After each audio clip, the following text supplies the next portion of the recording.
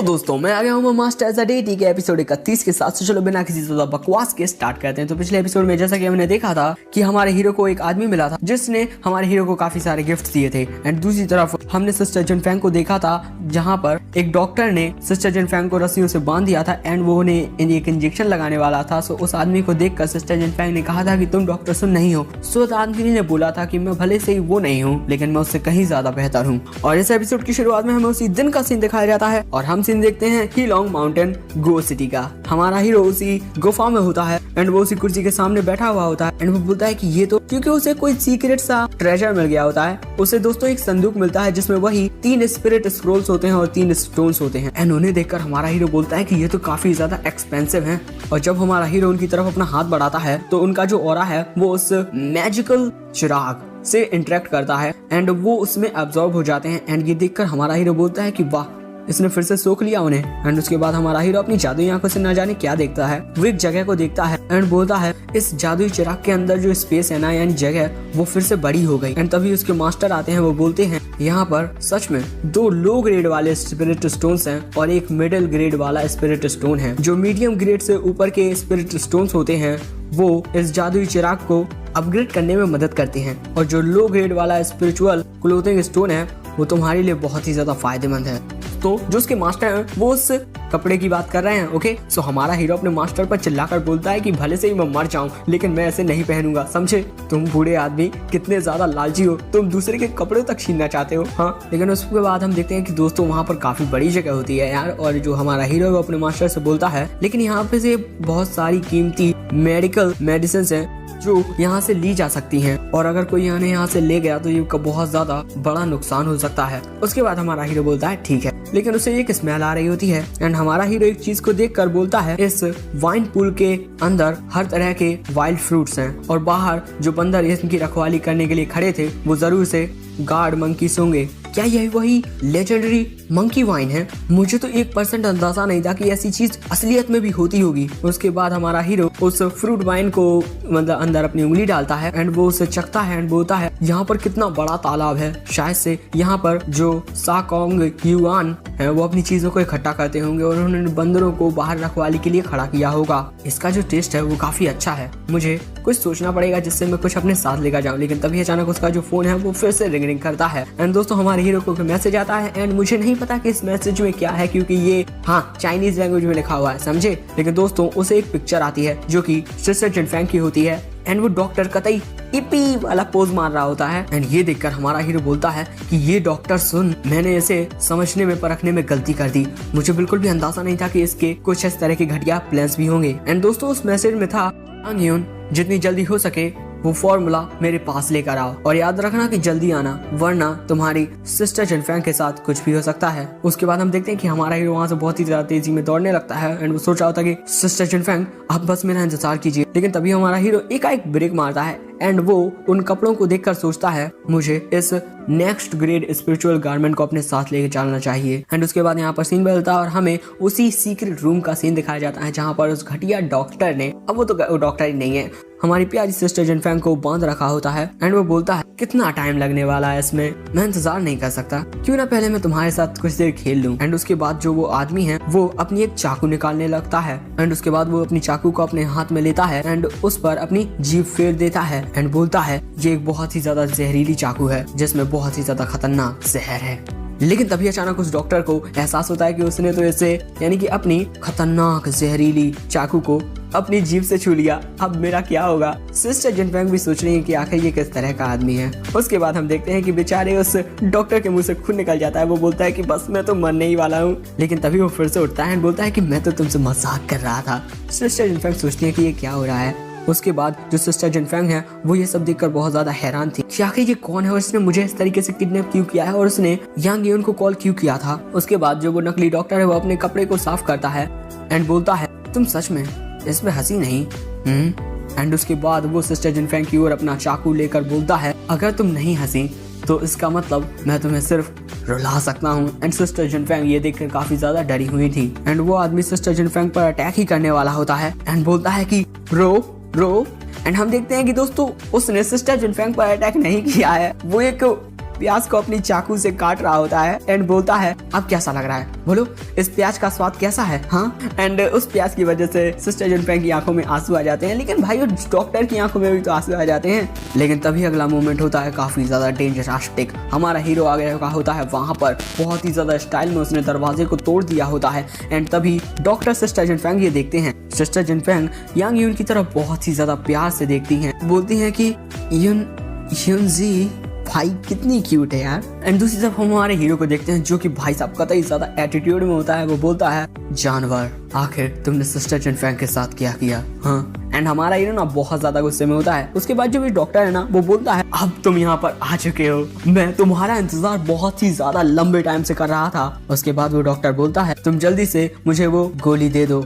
वरना। लेकिन अगले ही मोमेंट में हम देखते हैं कि हमारा हीरो ना उस डॉक्टर में एक बहुत ही ज्यादा खतरनाक मुक्का मार देता है, जिसकी वजह से उस डॉक्टर का चश्मा चूर चूर हो जाता है एंड जो वो डॉक्टर है ना वो बहुत ज्यादा दूर हवा में उड़ते हुए गिरने लगता है। ये डॉक्टर होता कौन है हमारे हीरो को इतना कम आंकने वाला। एंड उसके बाद वो डॉक्टर 2-4 पलटियां खाकर दीवार से टकला जाता है एंड उसके बाद वो डॉक्टर बोलता है तुम्हारी ताकत तो इंजन के 4th लेयर जितनी है। अब समझ में आया कि उस गोली को बनाने वाले तुम कैसे हो। लेकिन उस डॉक्टर की हालत तो अभी बहुत खराब हो चुकी है भाई, उसका चेहरा तो बहुत ज्यादा खराब हो चुका है। लेकिन दूसरी तरफ जो हमारा हीरो है वो बहुत ज्यादा गुस्से में उसमें एक और मुक्का मारने के लिए आ रहा होता है एंड उससे डॉक्टर से बोलता है लेकिन तुमने बहुत बड़ी गलती कर दी इस बार। लेकिन दूसरे मोमेंट में हम देखते हैं कि जो वो डॉक्टर है ना वो हमारे हीरो के पंच को अपने एक हाथ से रोक देता है एंड वहां पर बहुत ज्यादा हवाइयां उड़ने लगती हैं एंड हम देखते हैं कि उस आदमी ने हमारे हीरो के पंच को अपनी हथेली से रोक दिया होता है एंड जो वो आदमी है वो अपना मास्क उतार देता है। यानी कि दोस्तों ये डॉक्टर सुन नहीं है, ये कोई आदमी है जो डॉक्टर सुन का मास्क पहनकर आया हुआ था वहां पर एंड जो वो नकली आदमी है, मेरा मतलब आदमी तो असली है, नकली डॉक्टर है। वो बोलता है बच्चे मैंने तुम्हें अंडरएस्टिमेट करने की गलती की, लेकिन तुमने भी मुझे बिल्कुल अंडरएस्टिमेट कर दिया। क्या तुम्हारी ताकत बस इतनी ही है। हाँ सो दोस्तों आखिर ये आदमी है कौन जिसने हमारे हीरो के पंच को बस अपने हथेली से रोक दिया। भाई इतना ज्यादा ताकतवर, और अगर इसने हमारे हीरो के अटैक को अपनी एक हथेली से रोक दिया तो शायद से ये हमारे हीरो से कहीं ज्यादा ताकतवर होगा। और अब अगर हमारे हीरो और इस आदमी की लड़ाई होती है तो दोस्तों तुम बताओगे कौन जीतेगा। अपने जवाबों को कमेंट्स में बताना मत भूल जाना। तुम लोग कमेंट्स किया करो, मुझे बहुत अच्छा लगता है जब तुम लोग कमेंट करते हो। देखो गाइस ये बात सच है कि मैं सारे कमेंट्स को पढ़ तो लेता हूँ लेकिन जवाब नहीं दे पाता, सो माफ कर देना। Okay I am sorry. और सपोर्ट करने के लिए thank you so much, thank you for subscribing और थैंक्स फॉर लाइक करने के लिए। हाँ मैं अंग्रेजी में इतना अच्छा नहीं हूँ तो जितनी टूटी फूटी इंग्लिश आती है उसी में संभाल लो यार। And by the way sayonara, thanks for watching. दोस्तों मैं आ गया हूँ मास्टर एज अ डेटी के एपिसोड 32 के साथ। तो चलो बिना किसी ज्यादा बकवास के स्टार्ट करते हैं। तो पिछले एपिसोड में जैसा कि हमने देखा था कि हमारा हीरो सिस्टर जिनफेंग को बचाने के लिए उस आदमी के पास आ गया था जिसने सिस्टर जिनफेंग किडनैप कर रखा था एंड उसके आते ही हमारे हीरो ने ना उस डॉक्टर के मुंह में एक पंच मार दिया था जिसकी वजह से उस दीवार से जाकर टकराया था एंड उसके बाद हमारा हीरो उसमें एक और मुक्का मारने वाला था। लेकिन तभी अचानक उस आदमी ने हमारे हीरो को अटैक को अपने हथेली से रोक दिया था एंड उसके बाद उसने अपना मुखौटा उतार लिया था। यानी कि दोस्तों वो एक नकली डॉक्टर सुन था एंड वो कोई और ही आदमी था जो हमारे हीरो से उस गोली को लेने के लिए आया था। और इस एपिसोड की शुरुआत में हम हमारे हीरो को देखते हैं कि जो कि ये देखकर काफी ज्यादा हैरान था कि आखिर इस आदमी ने मेरे एक पंच को अपने हथेली से कैसे रोक दिया यार। एंड उसके बाद वो आदमी हमारे हीरो को अपने हथेली के बाहर से ही दूर खिसका देता है एंड उसके बाद वो उस मुखौटे को दूर फेंक देता है एंड उसके बाद हम देखते हैं कि ये तो एक लाल कलर के बालों वाला आदमी है जो बोलता है हे मैंने सोचा था कि जो आदमी शूरा ब्रदर और सिस्टर को हरा सकता है वो कम से कम मुझ जितना ताकतवर तो होगा ही होगा। एंड उसके बाद वो आदमी बोलता है तुम्हारी ये जो प्यारी दोस्त है ना वो इस वक्त मेरे जहर से परेशान है और अगर तुम इस तरह से मुझ पर लगातार अटैक करते रहे और उसने अगर एंटीडोट सही टाइम पर नहीं दिया तो शायद से तुम्हारी दोस्त मर सकती है। लेकिन तभी हमारा हीरो वहां पर आ जाता है, अटैक करता है जिसकी वजह से जमीन के तो भाई साहब टुकड़े टुकड़े हो जाते हैं एंड बोलता है कि तुम बस ऐसे ख्वाब देखते रहो, ऐसा कभी नहीं होने वाला है। एंड हमारा हीरो लगातार उस पर अटैक किए जा रहा होता है एंड वो जो आदमी है वो लगातार हमारे हीरो के अटैक से बच रहा होता है एंड हमारा हीरो जब उसे पंच मारता है तो वो आदमी नीचे हो जाता है। हमारा हीरो देखकर हैरान हो जाता है क्योंकि वो आदमी कभी फ्लेक्सिबिलिटी के साथ नीचे झुक जाता है एंड उसके बाद वो आदमी बोलता है मैंने तुम्हें पकड़ लिया। एंड ये देखकर हमारा हीरो शॉक्ड होते हुए सोचता है अरे ये कैसे हो सकता है। हम देखते हैं कि उस आदमी ने एक बहुत ही ज्यादा पतला धागा हमारे हीरो की कलाई से बांधा हुआ होता है एंड वो बोलता है तुम्हें फालतू में अब स्ट्रगल करने की कोई जरूरत नहीं है, और जब तक तुम इस धागे में जकड़े हुए हो तुम अपने आप को नहीं छुड़ा सकते, चाहे तुम कितनी ही कोशिश क्यों ना कर लो। क्योंकि अगर एक बार कोई मेरे इस धागे में फंस गया तो वो चाहते हुए भी कभी नहीं छूट सकता। लेकिन तभी हम देखते हैं कि हमारा हीरो उस धागे को तोड़ देता है, एंड ये देखकर जो वो आदमी है वो बहुत ज्यादा हैरान होता है कि क्या। लेकिन तभी अचानक किसी की गोली चलाने की आवाज आती है, एंड हम देखते हैं कि ये गोली कोई हमारे हीरो पर चला देता है, एंड वो गोली हमारे हीरो को लग भी जाती है। एंड हम देखते हैं कि दोस्तों ये होती है एक लड़की जिसने हमारे हीरो को गोली मार दी होती है, एंड उसके बाद जो हमारा हीरो है वो जमीन पर गिर जाता है। आफ्टर ऑल उसे गोली लग गई है यार। एंड ये देखकर सिस्टर जुनफेंग काफी ज्यादा दुखी हो जाती हैं, बोलती है कि युनजी, उनकी आंखों में आंसू भी थे। एंड हम देखते हैं कि दोस्तों ये होती है एक लड़की जो कि बोन फ्लावर किलर ऑर्गेनाइजेशन से आई हुई है, एंड जिसका नाम वांग ईलेन है। ये बोलती है 100। तुम्हें क्या लगता है कि ऐसा करने में मुझे अच्छा लगता है? इसमें कोई मजा नहीं है, ओके? मुझे तो समझ में नहीं आता कि जिन चीजों को हम बस एक ही बार में खत्म कर सकते हैं उन्हें खत्म करने में तुम्हें इतना टाइम क्यों लगता है। तो जो वो आदमी है वो बोलता है, वांग ईलेन तुम कितनी ज्यादा बोरिंग हो, मैं इस बच्चे के साथ थोड़ी देर और खेलना चाहता था। सो वो लड़की बोलती है कि नहीं ऐसा नहीं हो सकता। उसके बाद वो लड़की बोलती है, क्या तुम्हें समझ में नहीं आता कि हमें ये काम मिला था यांग यून को मारने का, और मेरे पास बिल्कुल भी वक्त नहीं है तुम्हारे साथ ऐसे फालतू के गेम्स खेलने के लिए। सो वो जो आदमी है वो चिल्लाकर बोलता है, आखिर इस गेम को खेलने में बुरा ही क्या है? तुम्हारे इसी बिहेवियर की वजह से तुम्हारी अभी तक शादी नहीं हुई, तुम्हें पता है? सो वो लड़की बोलती है, मुझे शादी करने की कोई जरूरत नहीं है और तुम्हें अपने भाई से सीख लेना चाहिए था। हर दिन इस तरह की हरकत नहीं कर सकते हो, हाँ? एंड दूसरी तरफ जो सिस्टर जुनफेंग है वो रो रही होती हैं एंड बोलती है कि तुम दोनों राक्षस हो, तुम किसी को ऐसे ही बिना किसी संकोच के मार सकते हो। सिस्टर जुनफेंग को देखकर वो आदमी बोलता है, अरे मैं तो इस प्यारी सुंदर लड़की के बारे में भूल ही गया था। यांग यून मर चुका है तो तुम्हारी भी अब हमें कोई जरूरत नहीं है, लेकिन तुम्हें मारना काफी ज्यादा बुरा होगा। एंड उसके बाद वो आदमी सिस्टर जुनफेंग की तरफ बहुत ही ज्यादा गंदी नजरों से देखने लगता है एंड वो बोलता है, क्यों ना हम दोनों कुछ टाइम खेलें, हाँ? सो सिस्टर जुनफेंग उसके इरादे समझ जाती है, वो रोते हुए बोलती है कि नहीं नहीं। एंड जो वो आदमी है वो सिस्टर जुनफेंग के पैर को पकड़ लेता है। सिस्टर जुनफेंग उससे बोलती है कि मुझे छोड़ दो, मुझे छोड़ दो। एंड उसके बाद वो आदमी बोलता है, देखना अब तुम्हें काफी अच्छा लगने वाला है। लेकिन तभी अचानक कोई उस आदमी के कंधे पर अपना हाथ रख देता है, एंड दोस्तों हम देखते हैं कि ये हमारा हीरो है जो कि अभी नहीं मरा है। एंड वो बोलता है, तुमने मुझे मारने की गलती कैसे की? एंड वो आदमी ये देखकर हैरान हो जाता है कि यांग यून तो मर चुका है, ये कौन है? भूत, मम्मी बचाओ। एंड उसके बाद वो आदमी हमारे हीरो पर अपनी लाश से अटैक कर देता है। हमारा हीरो उसे रोक देता है एंड हमारा हीरो उसकी किक को बड़े ही आराम से रोक देता है। ये देखकर वो आदमी बोलता है, तुम अभी तक जिंदा कैसे हो? तुम तो मर गए थे। दूसरी तरफ हम उस लड़की को देखते हैं जिसने हमारे हीरो पर गोली चलाई थी। हमारा हीरो अच्छे से संभाल चुका होता है एंड ये देखकर कि उसकी साथी घायल हो चुकी है वो आदमी सोचता है कि आखिर इस आदमी ने वांग ईलेन को कब बेहोश कर दिया। एंड उसके बाद वो आदमी हमारे हीरो से लड़ने लगता है। वो आदमी हमारे हीरो में किक मारता है, उसके बाद वहां से उछल कर वो दूर हो जाता है। एंड उसके बाद वो आदमी अपनी गन निकालता है एंड हमारे हीरो पर अपनी गन से अटैक कर देता है। वो गोली चला देता है एंड हम देखते हैं कि वो गोली हमारे हीरो की तरफ आ रही होती है एंड उसके बाद वो गोली हमारे हीरो में घल जाती है। एंड उसके बाद जो वो आदमी है वो बोलता है, ये एक ऐसी गोली है जो खासतौर से एंशिएंट वॉरियर्स के लिए बनाई गई है। अगर तुम लोहे के कपड़े भी पहने हुए हो तब भी इससे कोई फायदा नहीं होगा। लेकिन हम अपने हीरो की तरफ देखते हैं जिसमें वो गोली घली है। वो हमारे हीरो को तो कुछ नहीं हुआ, लेकिन वो गोली ना चपटी हो गई, गोली को बहुत कुछ हो गया है। एंड उसके बाद वो गोली बेचारी नीचे गिर जाती है एंड हमारा हीरो बोलता, क्या लोहे के कपड़े? तुम इस तरह की सोचते हो? एंड ये देखकर वो आदमी बहुत ज्यादा हैरान था कि क्या हो रहा है ये सब। एंड उसके बाद दोस्तों हम देखते हैं कि हमारा हीरो मस्त अपनी तलवार निकाल लेता है एंड दोस्तों जो कपड़े हमारे हीरो को उस गुफा में मिले थे वो उन्हें पहने हुए था। इसी वजह से उन कपड़ों की वजह से हमारे हीरो को कुछ भी नहीं हुआ, कोई गोली उसे छू तक नहीं पाई। एंड उसके बाद हमारा हीरो तलवार निकाल कर बोलता है, आज क्यों ना मैं तुम्हारी आंखों को अच्छे से खोल देता हूँ। एंड दूसरी तरफ जो वो आदमी है वो सोच रहा होता है कि मैंने बिल्कुल भी ऐसा नहीं सोचा था कि एंशिएंट वॉरियर्स जो कि ऐसी बुलेट्स को रोक सकें वो इस दुनिया में एग्जिस्ट भी करते होंगे। लेकिन मुझे यकीन नहीं होता कि मेरे भाई ने जो कहा था वो सच हो, और उसने जो कहा था कि ये आदमी सिर्फ हवा में से ही चीजों को सम्मन कर लेता है वो भी सही था।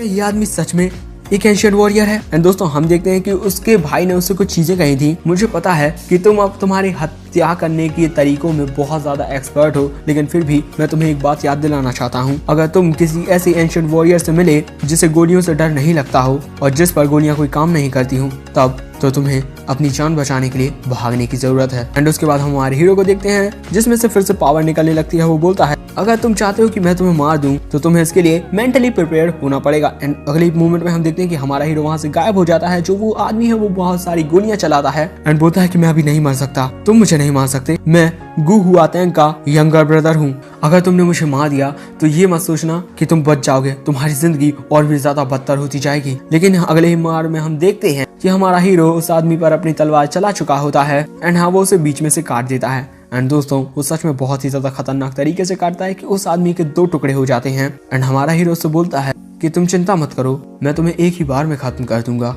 लेकिन तभी हमारा हीरो नोटिस करता है कि जो उसके साथ लड़की आई हुई थी वो फिर से जाग चुकी होती है और उसने सिस्टर जिनफैंग पर बंदूक तानी हुई होती है। एंड वो लड़की सिस्टर जिनफैंग के सिर पर बंदूक रखे हुए है एंड वो बोलती है मुझे नहीं पता कि आखिर कैसे तुम हवा में से चीजों को निकाल लेते हो या समन कर लेते हो। तुम्हारा ये जो सूट है वो भले से ही किसी भी तलवार के अटैक को और गोलियों से तुम्हें बचा सकता हो, लेकिन आखिर में मैं तुम्हें एक मौका देना चाहती हूँ, या तो तुम मरोगे या ये मरेगी, चुनो जल्दी से।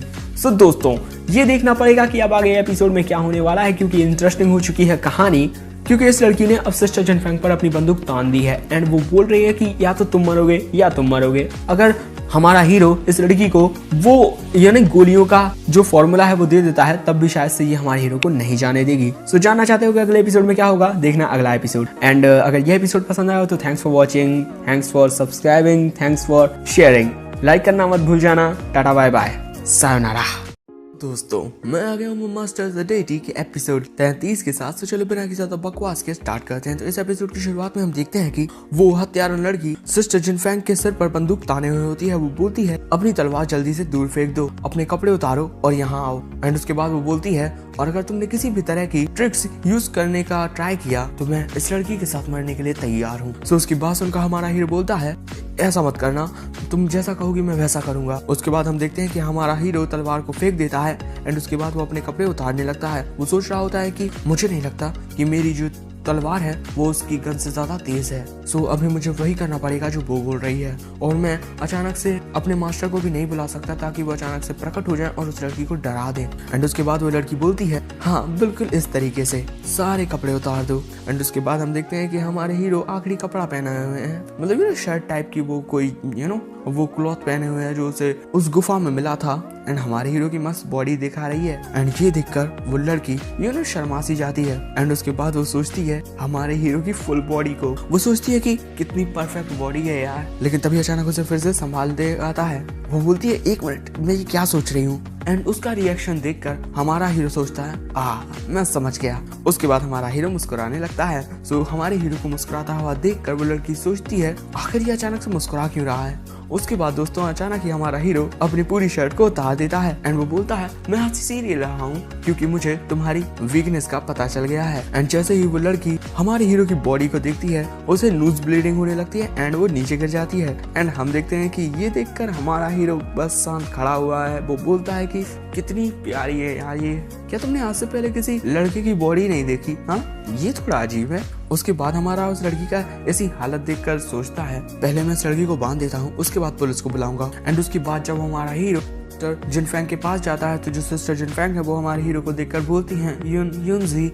एंड उन्हें देखकर हमारा जो हीरो है वो सोच रहा होता है कि क्या ये कोई जहर है, लेकिन ये देखकर लगता है कि ये कोई खतरनाक जहर नहीं है। पहले मैं सिस्टर जिनफैंग को घर लेकर जाता हूँ एंड वहाँ पर मैं इनका इलाज करूंगा। एंड उसके बाद यहाँ पर सीन बदलता है और हमें हमारे हीरो का घर दिखाया जाता है। एंड घर के अंदर हम देखते हैं कि हमारे हीरो ने सिस्टर जिनफैंग को मस्त बिस्तर पर लेटा दिया होता है। एंड उसके बाद वो उनका इलाज करने के लिए बिल्कुल तैयार हो जाता है। वो सोच रहा होता है कि जो इस जहर के सिम्टम्स हैं वो और भी ज्यादा बढ़ते जा रहे हैं, इसी वजह से मुझे जितनी जल्दी हो सके उतनी जल्दी इस जहर को नष्ट करना पड़ेगा, डिटॉक्सिफाई करना पड़ेगा। लेकिन तभी अचानक हम क्या देखते हैं, कोई हमारे हीरो को धक्का दे देता है। एंड दोस्तों हम देखते हैं कि ये होती है सिस्टर जिनफैंग जो हमारे हीरो को धक्का दे देती हैं एंड हाँ उसके ऊपर आ जाती हैं। एंड ये देखकर हमारा हीरो सोचता है कि ये सीन थोड़ा जाना पहचाना क्यों लग रहा है। सो उसे याद आता है कि हाँ लियू लिंगलिंग के साथ भी कुछ ऐसा ही हुआ था। सो वो याद करते हुए हमारा हीरो सोचता है मैंने पहले लियू लिंगलिंग की भी मदद की थी किसी इसी टाइप की सिचुएशन से बाहर निकलने में एंड सच में मुझे काफी परेशानी हुई थी। एंड हमारा हीरो बोलता है लेकिन इस बार मैं काफी ज्यादा अच्छा हो चुका हूँ कल्टीवेशन में, इसी वजह से मुझे इतनी दिक्कत नहीं होने वाली है। सिस्टर जिनफैंग उससे बोलती हैं युनजी वैसे मैं ये बताना चाहती हूँ कि तभी हमारा हीरो सिस्टर जिनफैंग के हाथों को पकड़ने की कोशिश करता है एंड बोलता है सिस्टर जिनफैंग आप पहले मेरे ऊपर से दौड़ जाइए फिर बात करिएगा, मैं आपकी मदद कर देता हूँ ताकि आपकी बॉडी में से ये जहर उतर जाए। लेकिन तभी अचानक उसके हाथ सिस्टर जिनफैंग के हाथों से स्लिप हो जाते हैं। एंड उसके बाद हमें किसी किसान का सीन दिखाया जाता है, यानी कि किसी किसान का खेती करते हुए सीन दिखाया जाता है। वो बोलता है कि बहुत ज्यादा गर्मियां पड़ रही हैं अभी, मैं एक बहुत ही ज्यादा मेहनती किसान हूँ जो बस अपनी फसल को अच्छा उगाने के लिए दिन रात मेहनत करता रहता है। एंड दोस्तों ये कोई किसान है जिसके खेत में तरबूज लगे हुए हैं, बहुत ही ज्यादा बड़े 2-2 तरबूज, और मैं इतनी ज्यादा मेहनत करता हूँ, इसी वजह से मेरी जो फसल है वो भी काफी अच्छी होती है। सो हमारा हीरो, फिर हम रियलिटी में आ जाते हैं। हमारा हीरो सोचता है कितना बेकार हूँ यार, मैं तो बिल्कुल सब कुछ भूल ही गया था उसके चक्कर में। जितना मैंने सोचा था परेशानी उससे ज्यादा बड़ी है। अच्छा, तो मेरी प्यारी ऑडियंस जो समझदार होंगे वो लोग समझ चुके होंगे, क्योंकि समझदारों को इशारा काफी होता है।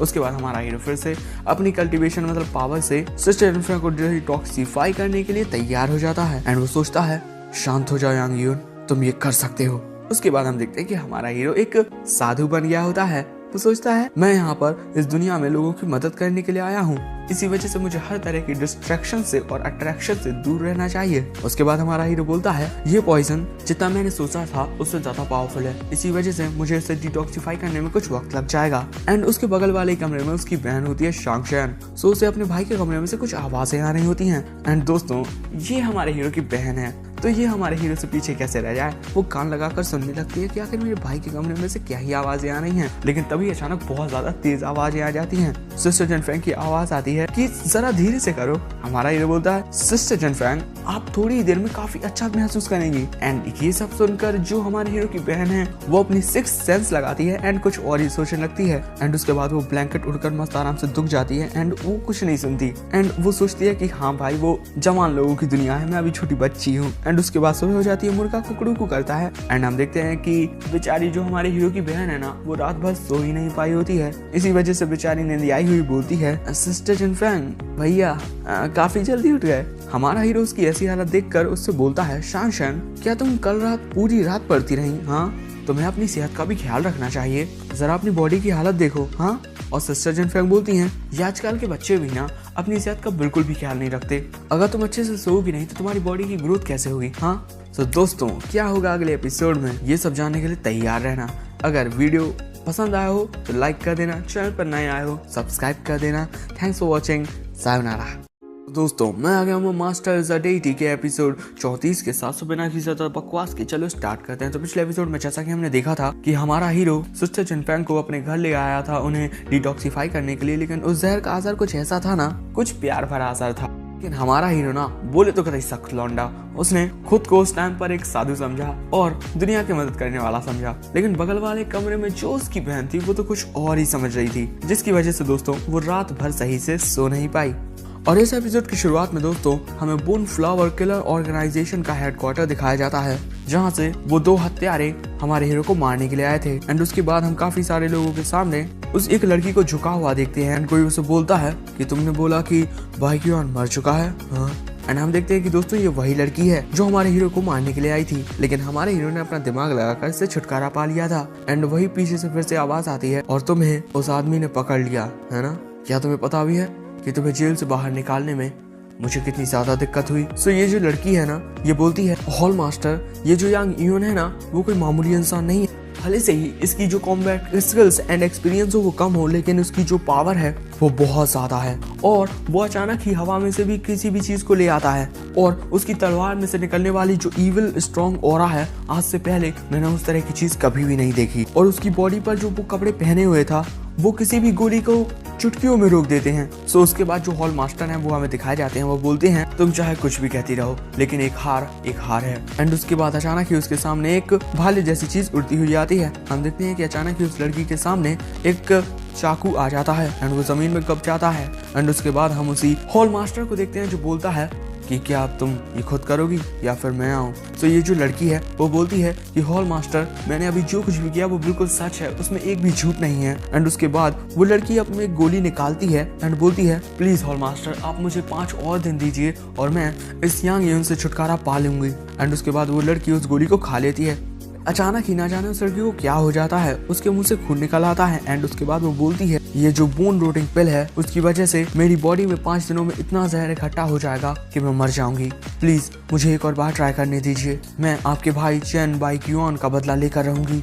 उसके बाद हम देखते हैं कि वो लड़की वहां से जाने लगती है। एंड जो हॉल मास्टर है ना वो सोच रहा होता है कि यांग यून वोंग इलिन को जिंदा छोड़ने का मतलब मैं समझता हूँ, इसका मतलब ये है कि तुमने जंग शुरू कर दिया है ना, मेरे भाई को मार दिया, मैं तुम्हें इस तरीके से मारूंगा कि तुम्हें जलाने के लिए तुम्हारी कोई भी शरीर का टुकड़ा नहीं मिलेगा। एंड उसके बाद यहाँ पर सीन बदलता है और हमें उसी गांव का सीन दिखाया जाता है जहाँ पर हमारा हीरो रहता है। हम देखते हैं कि वो सभी मिलकर मस्त खाना खा रहे होते हैं। दादी अम्मा बोलती हैं, हे यूनजी, कि तुम इतनी जल्दी जा रहे हो, क्या तुम कुछ और दिन यहाँ पर नहीं रुकोगे? सो हमारा हीरो बोलता है, एंशिएंट कैपिटल में जो कंपनी है वहाँ पर मुझे बहुत सारी चीजों को संभालना है अभी, और मुझे ये भी लगता है कि जो आयरन एग है वो इस वक्त काफी ज्यादा बिजी चल रहा है कंपनी के मसलों को लेकर, और मेरी एक पार्ट टाइम जॉब भी मैं करता हूँ जो कि कल्चरल रिलैक्स डिपार्टमेंट में है। ये सुनकर दादी जी बोलती हैं, तुम कितने ज्यादा बिजी हो, इतने ज्यादा बिजी रहोगे तो मुझे लगता है कि मुझे ही तुम्हें वहाँ पर खाना खिलाने के लिए आना पड़ेगा। एंड उसकी जो बहन है वो भी बोलती है, भैया मैं कुछ ही टाइम में ancient capital school of history में जाने वाली हूँ, तो आपको वहाँ पर अच्छे से मेरा ख्याल रखना पड़ेगा। सो उसका भाई बोलता है कि चिंता मत करो शानशान, तुम वहाँ चलो तो मैं वहाँ पर अच्छे से तुम्हारा ख्याल रखूंगा। एंड उसके बाद हमारा हीरो बोलता है, वैसे ये गो कंट्री के चैन फैमिली के चैन क्यूबान हैं और यही गांव के रिनोवेशन और सारे के सारे इंजीनियरिंग काम को संभालने वाले हैं, और ये हमारे घर में कुछ टाइम के लिए रहने वाले हैं। एंड उसके बाद जो चैन क्यूबान है वो अचानक ही तुरंत खड़ा हो जाता है। एंड उसके बाद वो बोलता है, चैन आपकी हर एक एक्सपेक्टेशन पर खड़ा उतरेगा और आपको बिल्कुल भी डिस्टर्ब नहीं करेगा आपके काम में। उसको इस तरीके से देखकर हमारा हीरो सोचता है, इसका रिएक्शन कितना बड़ा था यार, मैं तो अचानक से डर ही गया था। एंड दूसरी तरफ जो सिस्टर जिनफैंग है वो सोच रही होती है कि पहले इसने मेरी जान बचाई और उसके बाद इसने मेरी बॉडी में से जहर को डिटॉक्सिफाई भी कर।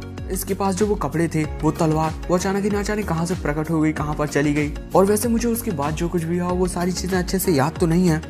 मेरी बॉडी में ज्यादा कुछ जहर फैल गया था, लेकिन क्या ये वही यून है जिसे मैं जानती हूँ? एंड उसके बाद यहाँ पर सीन बदलता है और हमें शायद से दिखाया जाता है। के बाद हमें कंपनी के अंदर का सीन दिखाया जाता है। वहाँ पर हम किसी आदमी को बैठा हुआ देखते हैं जो बोलता है, आखिर ये ऑफर किसने दिया? हाँ, उसके बाद देखते हैं कि ये हमारे हीरो का दोस्त है जिसे वो आयरन एग कहकर बुलाता है, लियू शिवक्वी। वो बोलता है, गुहुआन वाइन को बनाने के जो मटेरियल्स हैं वो फिर से खत्म हो गए, तुम्हें जल्दी ही उसको बनाने के मेडिकल मटेरियल्स ढूंढ लेने चाहिए। लेकिन उसके बाद वो बोलता है, लेकिन आज मुझे कुछ ज्यादा ठंड क्यों लग रही है? हाँ। एंड उसके बाद वो वहां से जाने लगता है। एंड जैसे ही वो दरवाजा खोलता है, दोस्तों वो बोलता नहीं है, वो दरवाजा बंद कर रहा होता है क्योंकि कंपनी में से सभी लोग काम करके जा चुके हैं एंड अब उसे कंपनी का दरवाजा बंद कर देना चाहिए। एंड हम देखते हैं कि वो धीरे धीरे दरवाजा बंद कर ही चुका होता है, लेकिन तभी अचानक उसके सामने कोई आ जाता है जो कि दरवाजे को पकड़ लेता है एंड बोलता है कि 1 मिनट रुको। एंड उसे देखकर जो लियू शिवक्वी है वो बहुत ज्यादा डर जाता है। भाई आंखें बाहर निकल आती हैं, इतना डर जाता है। एंड उसके बाद वो उसमें मुक्का मारने वाला होता है एंड बोलता है, तुम्हें क्या लगता है कि मैं कोई बेवकूफ हूँ? हाँ। लेकिन हम देखते हैं कि ये हमारा हीरो होता है जो उसके पंच को पकड़ लेता है। एंड हमारा हीरो बोलता है, आयरन एग आखिर तुम इस तरीके से बिहेव क्यों कर रहे हो? हाँ। एंड उसे देखकर हमारा जो बेचारा आयरन एग है वो बोलता है कि यून। उसके बाद हम देखते हैं कि जो लियू शिवक्वी है वो हमारे हीरो में एक मुक्का मार देता है, जिसकी वजह से हमारे हीरो को एक फोड़ा आ जाता है। वो बोलता है, तुम्हें क्या लगता है ये कोई मजाक चल रहा है? हाँ। उसके बाद जो शिवक्वी है वो बोलता है, तुम यहाँ पर वापस आ गए हो, तुमने मुझे बताया भी नहीं। हाँ। एंड वो सोच रहा होता है कि इसने तो मेरा पंच बड़े ही आराम से संभाल लिया। वैसे मैं तो मिलिट्री में काम किया करता था, लेकिन आखिर यून इतना ज्यादा पावरफुल कब हो गया जिसने मेरा पंच इतनी आसानी से संभाल लिया? एंड उसके बाद हम हमारे हीरो को देखते हैं जो बोलता है, मैं तो बस तुम्हें एक सरप्राइज देना चाहता था और मेरे पास तुम्हारे लिए कुछ है। उसके बाद वो शिवक्वी हमारे हीरो का वेलकम करता है एंड बोलता है कि पहले अंदर आ जाओ, उसके बाद बात करते हैं। एंड उसके बाद हम देखते हैं कि वो चाय पीने के लिए तैयार होते हैं। एंड उसके बाद हमारा हीरो बोलता है, अब हमें चाय की जरूरत नहीं होने वाली है क्योंकि मेरे पास एक और अच्छी चीज है, आयरन एग। मुझसे थोड़े दूर हो जाओ और अब मैं जो करने वाला हूँ उससे बिल्कुल भी डरना मत। सो उसकी बात सुनकर जो आयरन एग है वो बोलता है, मैं एक सोल्जर रह चुका हूँ, तुम चाहे कुछ भी कर लो, मैं डरने वाला नहीं हूँ, समझे? सो हमारा हीरो बोलता है, अपनी पलकें मत जगाना, बस ऐसे ही सीधे देखते रहना। उसके बाद हमारा हीरो अपने चिराग को ऐसे हाथ ऊपर करता है, उसमें से काफी ज्यादा पावर निकलने लगती है। हमारा हीरो बोलता है, जादुई चिराग बाहर आओ। उसके बाद हम देखते हैं कि वहां पर अजीब से चाय आने गई होती है, केतली आ गई होती है। एंड ये देखकर जो लियू शिवक्वी है वो काफी ज्यादा हैरान हो जाता है कि ये तो एपिसोड समाप्त हो गया। सो दोस्तों, अब क्या होने वाला है लियू शिवक्वी का एक्सप्रेशन, क्योंकि उसे तो पता ही नहीं था कि हमारा हीरो एक कल्टीवेशन मास्टर बन चुका है। तो जानना चाहते हो कि अगले एपिसोड में क्या होने वाला है? हाँ, देखने के लिए तैयार रहना। Thank you so much for watching. लेकिन चैनल पर नए आए हो सब्सक्राइब करो, वीडियो पसंद आया लाइक करो, अपने फैमिली फ्रेंड्स परिजनों के साथ शेयर करो। Thanks for watching. सायोनारा। दोस्तों मैं आ गया हूँ मास्टर एज अ डेटी के एपिसोड 35 के साथ। चलो बिना किसी ज्यादा देर के स्टार्ट करते हैं। तो पिछले एपिसोड में जैसा कि हमने देखा था कि हमारा हीरो अपनी कंपनी में वापस आ गया होता है एंड वो अपने दोस्त आयरन यांग यानी कि लियू शुकी को डराने की कोशिश करता है एंड उसके बाद हमारा हीरो अपने दोस्त से कहता है कि अब हम दोनों को चाय पीने की कोई जरूरत नहीं है, मेरे पास एक और अच्छी चीज है, लेकिन तुम डर मत जाना, ओके। सो उसका दोस्त बोलता है कि मैं एक मिलिट्री ऑफिसर रह चुका हूँ, मैं नहीं डरने वाला। एंड उसके बाद वो अपने जादुई चिराग में से कुछ केतली और चाय के कप निकालता है एंड ये देखकर उसका दोस्त हैरान हो जाता है। और इस एपिसोड की शुरुआत में हम हमारे हीरो को देखते हैं जो कि बोलता है मैं तुम्हें यही दिखाना चाहता था, ये वो कल्टीवेशन पावर है जो मुझे रिसेंट में मिली है, एक्सीडेंटली मिली है भाई। आयरन है, अगर मैं तुम्हें कल्टीवेशन सिखाना चाहूँ तो क्या तुम एक कल्टीवेटर बनना चाहोगे? सो ये सुनकर उसका दोस्त थोड़ा देर सोचने लगता है। अब भाई अचानक से वो शॉक टाइप का तो हो ही गया है कि अचानक उसका दोस्त अचानक से जादूगर कैसे बन गया। एंड उसके बाद उसका दोस्त बोलता है युन तुमने मुझसे एक जनरल बनने के लिए कहा था, सो जो जुयान डेन और युआन वाइन के जो फॉर्मूला है वो इसी से रिलेटेड होंगे, है ना। और अगर तुमने मुझसे ये पूछा है तो मुझे समझ में नहीं आया कि मैं तुम्हें इसका जवाब कैसे दूं। उसके बाद उसका दोस्त बोलता है आखिर तुम्हें ये एबिलिटी कैसे मिली और आखिर तुम मुझे क्यों बनाना चाहते हो कल्टीवेटर? सो हमारा हीरो बोलता है मैं तुम्हें अभी तो इस बारे में नहीं बता सकता। एंड उसके बाद हमारा हीरो बोलता है और क्योंकि तुम्हें चुना गया है तो तुम्हें मुझसे बेहतर होना पड़ेगा। एंड उसके बाद यहाँ पर सीन बदलता है और हमें 3 साल पहले शांगयान विलेज यानी कि जिस गांव का हमारा हीरो है वही का सीन दिखाया जाता है। हमें हमारे हीरो की दादी अम्मा दिखाई जाती हैं जो कि एक मिलिट्री ऑफिसर के सामने खड़ी होती है। वो मिलिट्री ऑफिसर बोलता है ग्रैंडमा मैं आर्मी को ज्वाइन करने के लिए जा रहा हूँ और मैं आपको देखने के लिए आया हूँ आखिरी बार। सो हमारे हीरो की दादी माँ बोलती है क्या जो युन है वो अभी तुम्हें देखने के लिए गांव के आखिर में गया है, मतलब गांव का आखिरी रास्ता, फिर आखिर तुम यहाँ पर मुझसे मिलने के लिए क्यों आ गए? एंड उसके बाद हम देखते हैं कि ये हमारे हीरो का दोस्त ही है आयरन यांग लियू शुकी जो बोलता है अच्छा तो ऐसी बात है मैंने पार्ट टाइम काम करके पिछले 2 सालों में कुछ पैसे कमाए हैं, अगर इन पैसों से युन की यूनिवर्सिटी की ट्यूशन फीस दी जाए तो काफी अच्छा होगा। अंकल यांग गोशोंग के गायब होने के बाद हमारे परिवार को काफी दिक्कतों का सामना करना पड़ा। मैं एक स्टूडेंट नहीं हूँ लेकिन जो युनजी है वो मुझसे अलग है, इसी वजह से उसे यूनिवर्सिटी में भेज दिया जाना चाहिए। उसकी बात सुनकर उसकी दादी अम्मा बोलती हैं कि बेटे हम कोई ना कोई तरीका ढूंढ लेंगे उसकी ट्यूशन फीस देने का, तुम्हें अपने पैसे देने की कोई जरूरत नहीं है। लेकिन जो हमारे हीरो का दोस्त है वो उन पैसों को दादी माँ के हाथ में दे देता है एंड बोलता है ले लीजिए ग्रैंड माँ, युन और मैं दोनों एक साथ बड़े हुए हैं और हम दोनों भाइयों जैसे हैं और मेरा कहने का मतलब है कि भाइयों से बढ़कर हैं, और अगर आप इतना मना कर रही हैं तो ये समझ लीजिए कि मैं ये पैसे आपको उधार दे रहा हूँ, ओके। एंड उसके बाद हम वो हमारे हीरो का दोस्त वहाँ से जाते हुए बोलता है और जब वो काफी ज्यादा पैसे कमाने लगेगा ना तो मैं उससे ये पैसे फिर से ले लूंगा, ये उस पर कर्ज रहा। उसकी दादी उसे रोकने की कोशिश करती है लेकिन वो जाते हुए बोलता है मैं जाता हूँ ग्रैंडमा, अपना ख्याल रखना। एंड दोस्तों हमारा हीरो ये सब चुप कर सुन रहा। दोस्तों हमारे हीरो के दोस्त ने अपनी पढ़ाई छोड़कर उसने जो पैसे बचाए थे उसके खुद के काम के लिए वो सारे के सारे पैसे हमारे हीरो की ट्यूशन फीस देने के लिए दे दिए। एंड दोस्तों हमें पता चलता है कि हमारा हीरो बोलता है मैं तुमसे मिलने के लिए गांव के आखिर में गया था लेकिन वहां पर मुझे पता चला कि तुम अभी तक वहां पर नहीं पहुंचे हो, तो मैं यहाँ पर तुम्हें वापस लेने के लिए आया था, लेकिन तुमने जो पैसे अपने लिए बचाए थे वो तुमने मुझे दे दिए और अब तुम जा रहे हो। कम से कम मैं तुम्हें आखिरी बार देख तो चुका ही हूँ। एंड उसके बाद यहाँ पर सीन बदलता है और हमें फिर से उसी ऑफिस का सीन दिखाया जाता है जहाँ पर हमारा हीरो बैठा हुआ है। हमारा हीरो बोलता है अगर हमारी कंपनी को तुम इतने टाइम तक संभाले नहीं होते तो हमारी कंपनी का तो कबाड़ा ही हो चुका होता, इसी वजह से मैं तुम्हारे लिए इतना तो कर ही सकता हूँ, यानी कि तुम्हारे लिए एक चाय तो बना ही सकता हूँ। एंड उसके बाद हमारा हीरो चाय का कप देते हुए बोलता है ये मंकी वाइन है जो तुम्हारे लिए बहुत ज्यादा लाभदायक होगी। आयरन यांग बोलता है मंकी वाइन? उसके बाद वो दोनों चेयर्स करते हैं। हमारा हीरो बोलता है मुझे तो याद भी नहीं कि आखिरी बार हमने इस तरीके से चेयर्स कब किया। एंड उसके बाद वो दोनों बस अपनी अपनी चाय पीने लगते हैं और जैसे ही हमारे हीरो का दोस्त उस चाय, दोस्तों वो चाय नहीं है वो शराब है, उसे पीते हैं तो अचानक ही लियू शुकी को अपनी बॉडी में बहुत ज्यादा पावर फील होने लगती है। वो बोलता है कि ये शराब, तो हमारे हीरो की आवाज आती है ये शराब से तुम्हारी बॉडी में स्पिरिचुअल एनर्जी काफी ज्यादा बढ़ जाती है और इसकी मदद से तुमने अपनी कल्टीवेशन जर्नी की शुरुआत कर दी है। उसके बाद हम हमारे हीरो को देखते हैं जो बोलता है और अगर तुम कल्टीवेशन की आर्ट सीख गए तो हमारी कंपनी की जो सेफ्टी है वो और भी ज्यादा सिक्योर हो जाएगी, क्योंकि अभी बहुत सारे ऐसे लोग हैं जो हमारी युआन शराब के फॉर्मूले पर अपनी नजर गड़ाए हुए हैं। अगर तुम एक कल्टीवेटर बन गए तो कम से कम हमारे पास इतनी ताकत हो जाएगी कि हम हमारी कंपनी को अच्छे से दुश्मनों से बचा पाएंगे। उसके बाद हम देखते हैं हमारा हीरो उठने लगता है एंड वो बोलता है कुछ टाइम बाद मैं तुम्हारे लिए कुछ गोलियां और कुछ एक्सरसाइजेस दूंगा। अगर तुमने उन एक्सरसाइजेस को सही से किया और उन गोलियों का यूज अपनी प्रैक्टिस में किया तो मुझे लगता है कि तुम जल्दी ही कल्टीवेटर बन जाओगे। उसके बाद हमारा हीरो वहां से जाते हुए बोलता है मैं पहले चलता हूँ क्योंकि मुझे जाओ ग्रुप में जाना है। सो उसका दोस्तों से रुकने की कोशिश करता है लेकिन हमारा हीरो वहां से चला जाता है। उसके बाद यहाँ पर सीन बदलता है और हमें जाओ ग्रुप की कंपनी का सीन दिखाया जाता है। उसके बाद हम हमारे हीरो को आता हुआ देखते हैं जो सोच रहा होता है कि मैं यहाँ पर कितने टाइम से नहीं आया हूँ यार, मैं सोच रहा हूँ कहीं बॉस ने मुझे मिस तो नहीं किया। अगले ही मूवमेंट में हम देखते हैं कि वहाँ पर बहुत सारे पुलिस ऑफिसर होते हैं एंड वहीं पर उसकी बॉस होती है, वहीं पर एक फीमेल ऑफिसर होती है। हमारा हीरो वहीं पर आ गया होता है। ये सब देखकर हमारा हीरो थोड़ा हैरान था कि भैया ये क्या हो रहा है। उसके बाद हम देखते हैं कि जो पुलिस ऑफिसर थी वो हमारे हीरो के पास आने लगती है और बोलती है काफी देर से तुम्हारा इंतजार कर रही थी मैं। एंड इंट्रोडक्शन में पता चलता है कि ये एंशिएंट कैपिटल क्रिमिनल पुलिस है जिसकी कैप्टन है ये निंग के। एंड उसके बाद वो लड़की तुरंत ही हमारे हीरो का हाथ पकड़ लेती है एंड उसके बाद वो उसे खींचने की कोशिश करती है लेकिन दोस्तों वो हमारे हीरो को नहीं खींच पाती। एंड वो सोच रही होती कि क्या मैं एक ब्लैक बेल्ट हूँ एंड फिर भी मैं उसे नहीं खींच पा रही हूँ एंड ये अभी बिल्कुल सीधा खड़ा हुआ है, आखिर ये ऐसा कैसे कर सकता है। तभी जो जाओ नैन है उसकी बॉस वो बोलती है पुलिस ऑफिसर मैं आपसे पहले ही कह चुकी हूँ कि चोरी हो चुकी एंशिएंट पेंटिंग के साथ इसका कुछ भी लेना देना नहीं है। वो बस यहाँ से कुछ दिनों के लिए गया था, उसे अपने होम टाउन जाना था कुछ काम करने के लिए। एंड उसके बाद उसकी बॉस बोलती है और आप बिना किसी सबूत के लोगों को इस तरीके से गिरफ्तार नहीं कर सकती।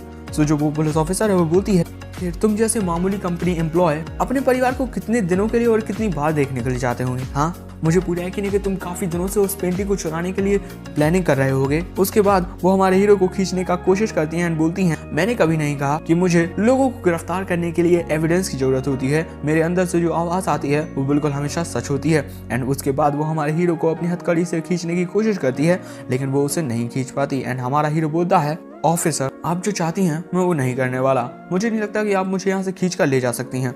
सो वो ऑफिसर बोलती है कि क्या कहा तुमने।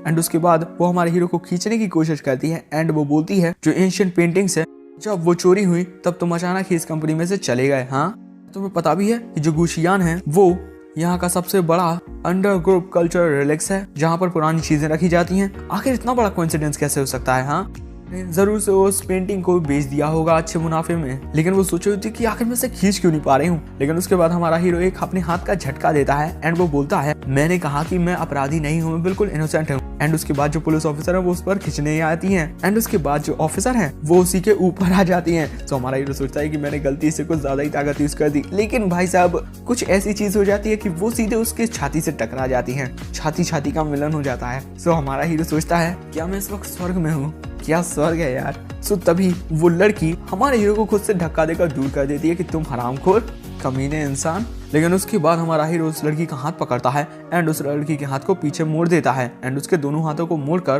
हमारा हीरो बोलता है कि मुझे माफ करना, लेकिन वो लड़की बोलती है कि मुझे छोड़ दो। लेकिन दोस्तों ऐसा करने की वजह से उस लड़की के छाती का बटन टूट जाता है एंड ये देखकर हमारे हीरो की बॉस और कंपनी के कुछ एम्प्लॉय काफी ज्यादा हैरान हो जाते हैं। एंड उसके बाद यहाँ पर सीन बदलता है और हमें पास्ट का ही एक सीन दिखाया जाता है एंड ये वही लड़की है एंड वो बोलती है पापा जब मैं बड़ी हो जाऊंगी तब क्या मैं भी एक पुलिस ऑफिसर बन पाऊंगी। सो हम देखते हैं कि ये उसके पापा होते हैं जिनकी शक्ल तो दिखाई नहीं देती। वो बोलते हैं हाँ बिल्कुल के अपने पापा से भी एक बेहतर पुलिस ऑफिसर बनकर दिखाएगी। एंड उसके बाद उसके पापा बोलते हैं एक के जैसी बच्ची आने वाले फ्यूचर में बहुत ज्यादा पॉपुलर होने वाली है। एंड उसके बाद यहाँ पर सीन बदलता है, वो पुलिस ऑफिसर है वो बोलती है मिंग पापा अब मैं किसी से शादी नहीं कर पाऊंगी। एंड जो पुलिस ऑफिसर हैं दूसरे यानी कि उसके टीममेट्स उसकी तरफ आने लगते हैं कि टीम लीडर। एंड हम देखते हैं कि हमारा हीरो वहां से भाग चुका होता है एंड उनमें से एक पुलिस ऑफिसर बोलता है जल्दी से हमने जिस आदमी पर उसे पकड़ो और जल्दी से कार में बैठा दो। एंड उसके बाद वो पुलिस ऑफिसर देखता है कि आखिर वो कहाँ गया। उसकी बॉस तो सीटी बजा रही है कि मुझे क्या पता।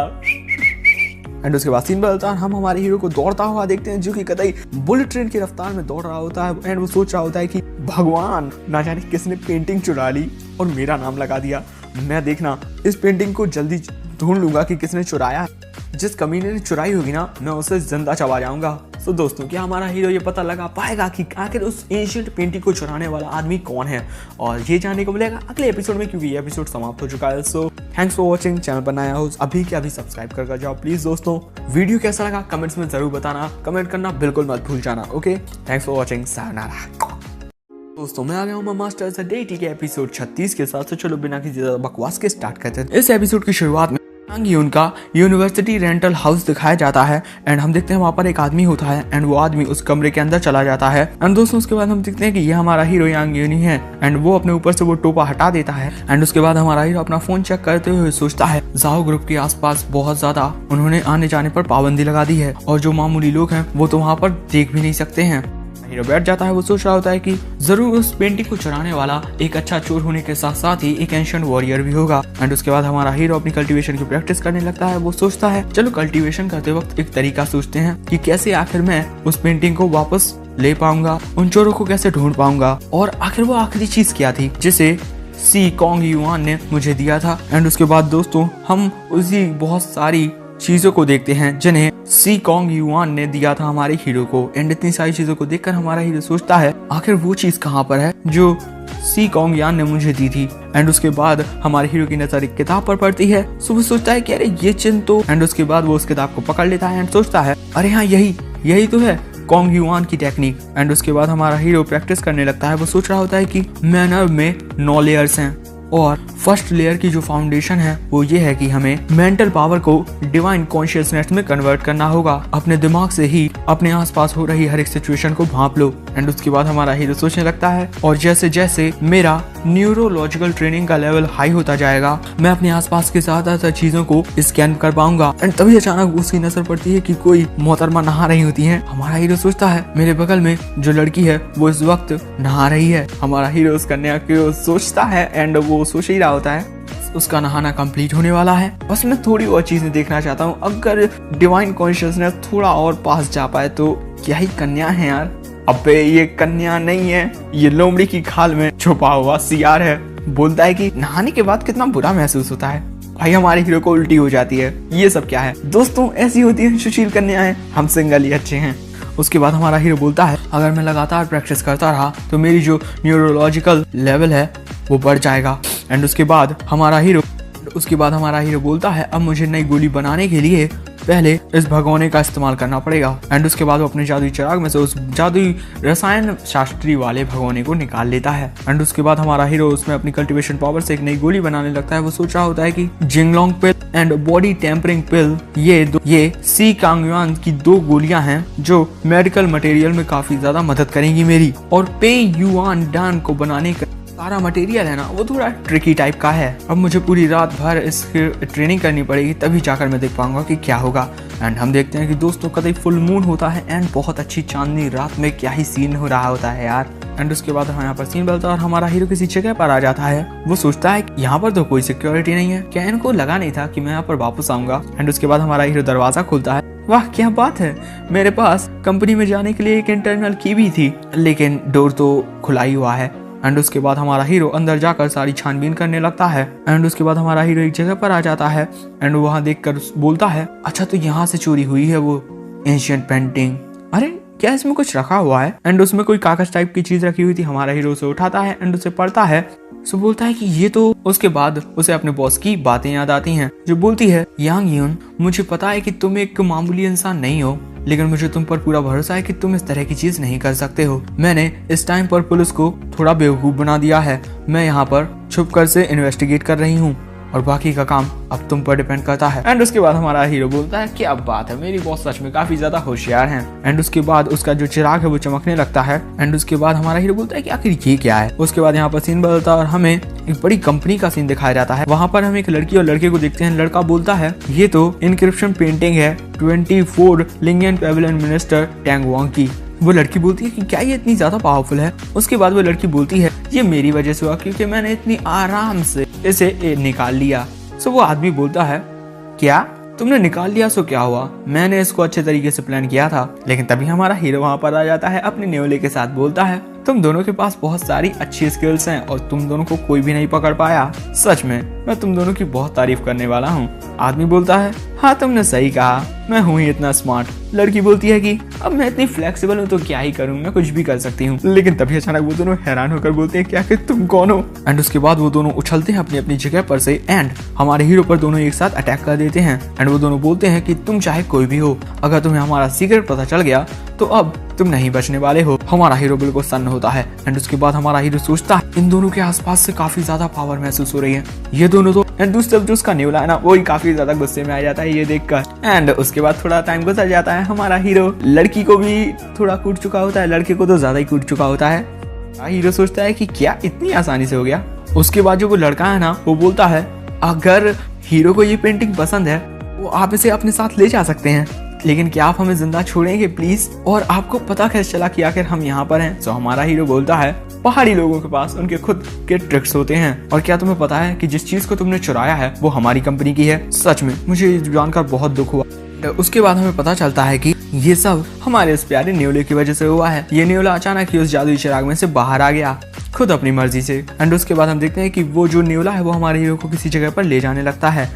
अच्छा तो दोस्तों, हमारे हीरो को इस न्योले की मदद से पता चला है कि आखिर ये दोनों कहाँ पर थे। तो ये सब देखकर जो वो आदमी है वो बोलता है हम आपको बिल्कुल भी गुस्सा नहीं दिलाना चाहते हैं हीरो। आपने तो देखा ही होगा कि हम इतने ताकतवर नहीं है कि हम किसी से लड़ पाए, हमें तो आपने ही हरा दिया। हम आपको दोनों हाथों से ये एंशिएंट पेंटिंग देते हैं, क्या हम ये सब मान सकते हैं कि ऐसा कुछ हुआ ही ना हो? हाँ।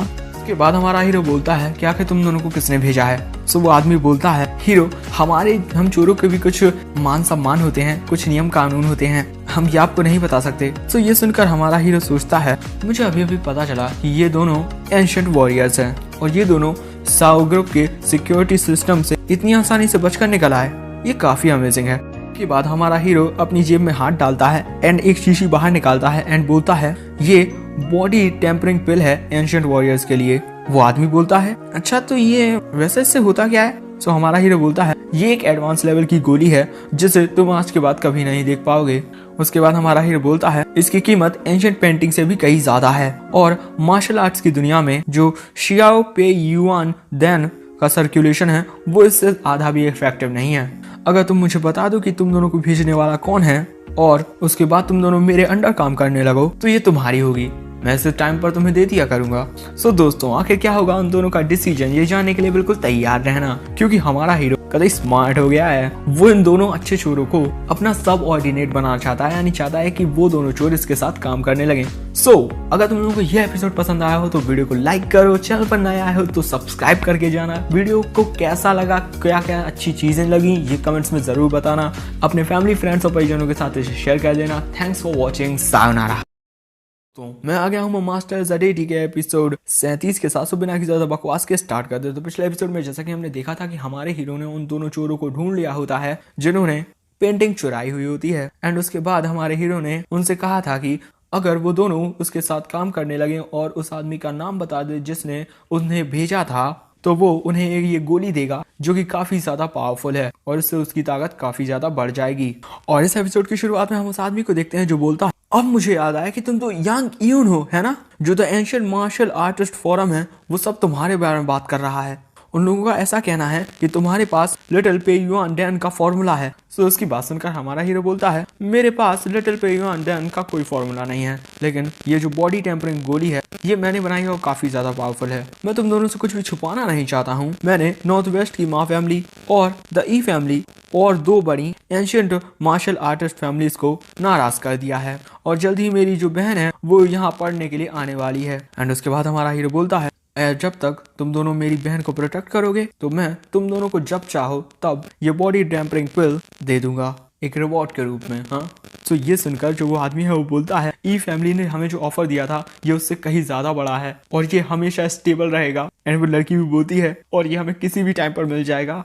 हमारा डार्क जिन के 3rd लेवल में पहुंचने का जो सपना है अब वो सपना नहीं रहेगा, सच होने वाला है वो। और उसके बाद वो दोनों मस्त स्टाइल बताते हैं एंड वो लड़की बोलती है तो हम दोनों अपनी जिंदगी के साथ तैयार हैं। वो लड़का बोलता है हम सब कुछ करेंगे जो भी आप कहोगे।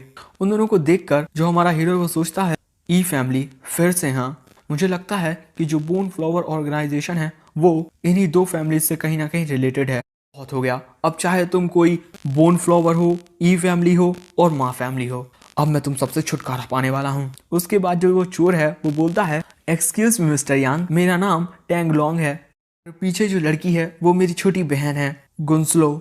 हम आपको ये पेंटिंग तोहफे के रूप में देना चाहते हैं और हम आपको ये दावा करके दे सकते हैं कि हम आपकी बहन का ख्याल रखेंगे। लेकिन उन दोनों की बात सुनकर हमारा हीरो बहुत ही ज्यादा अच्छे से बोल देता है उन दोनों से कि मैं तुम दोनों से पहले ही बोल देता हूँ कि अगर तुम दोनों ने मुझे धोखा देने की कोशिश की तो तुम दोनों को बहुत ज्यादा परेशानी खड़ी करने वाला मैं ही होऊंगा। ये सुनकर वो दोनों डर जाते हैं। एंड उसके बाद यहाँ पर सीन बदलता है और हमें हमारे हीरो का ही सीन दिखाया जाता है, जहाँ पर हमारा हीरो ना जाने अपने पीछे कुछ टांगे हुए हैं, शायद से पेंटिंग रखे हुए हैं। एंड वो मस्त स्टाइल में चल रहा होता है। वो सोच रहा होता है कि मुझे पहले जाओ कंपनी में चलना चाहिए और जाओ नैन से मिलना चाहिए।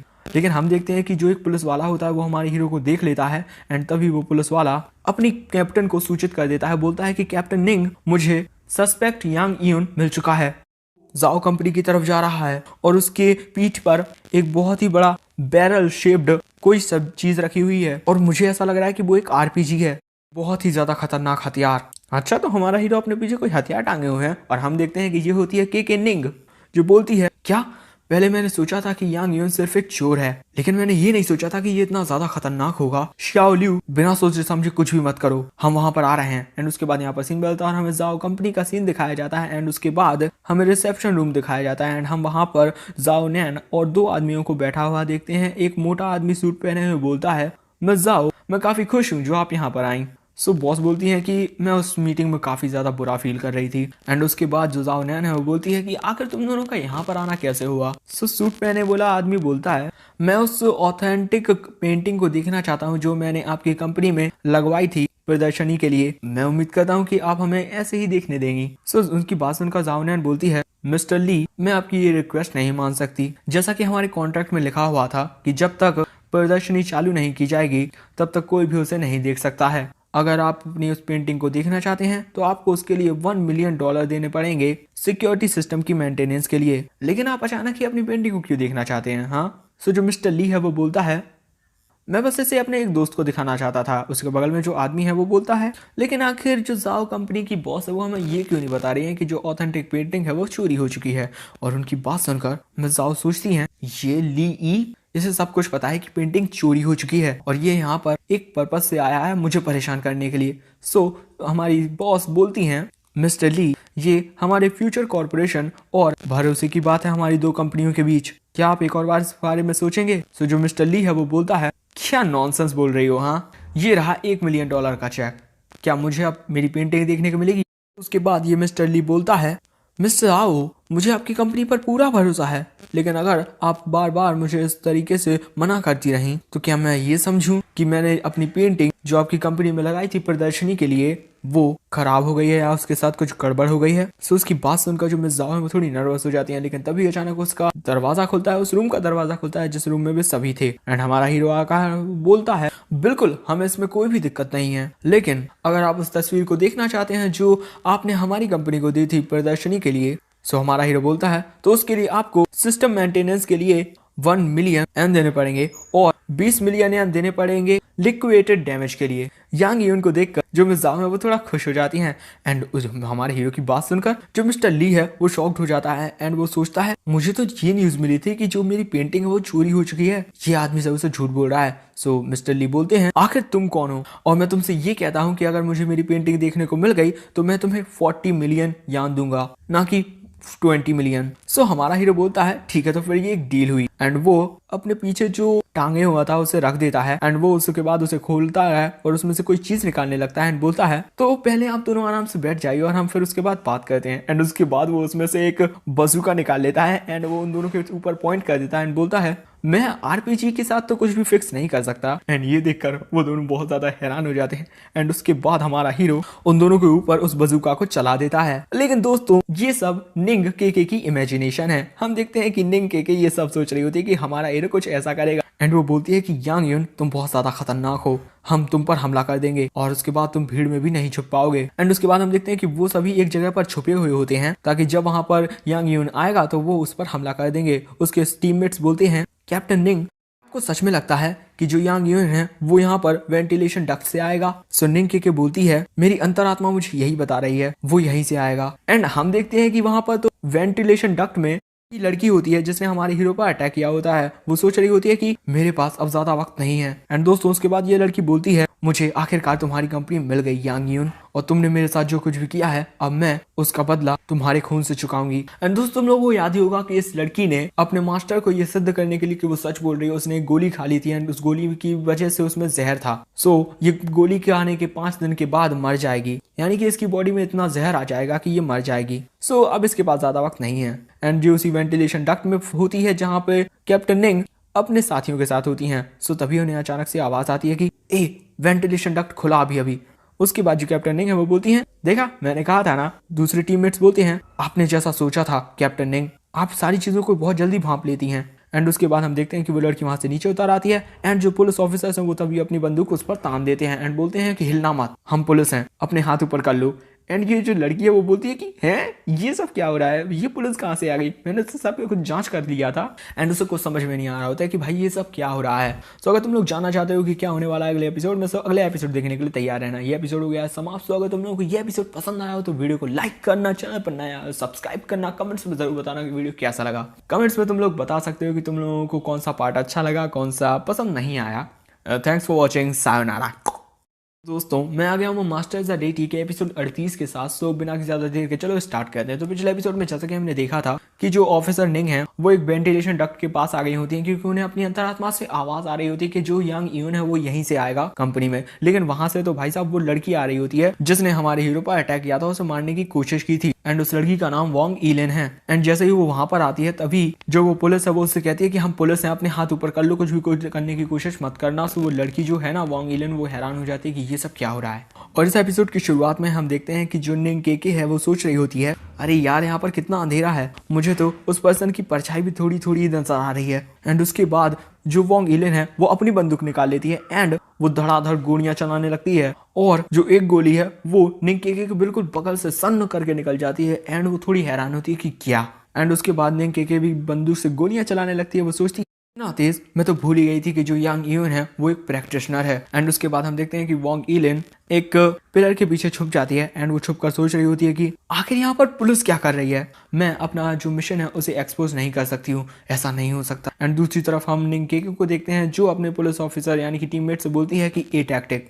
सो उसके टीममेट्स बोलते हैं कि यस, यानी कि ये कोई स्ट्रेटजी है जिसमें ये होता है कि जो निंग केके है वो अपने दोनों टीममेट से थोड़ी दूर हो जाएगी एंड वो दोनों सभी उसे घेर लेंगे।